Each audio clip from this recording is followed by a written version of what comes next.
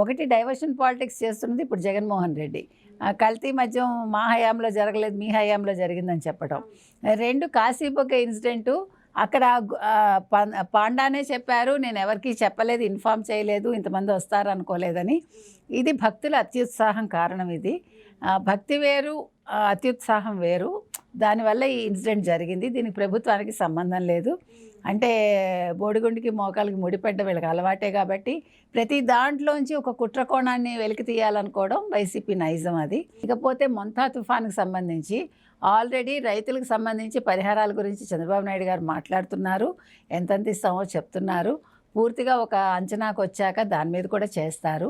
కాకపోతే ఈయనలాగా ప్యాలెస్ల్లో పడుకుని ఆయన మాట్లాడరు కాబట్టి ఆయన ప్రజల మధ్యకి వెళ్తారు. మొంతా తుఫాన్లో కూడా ప్రజల మధ్య ఉన్నారు ఆయన.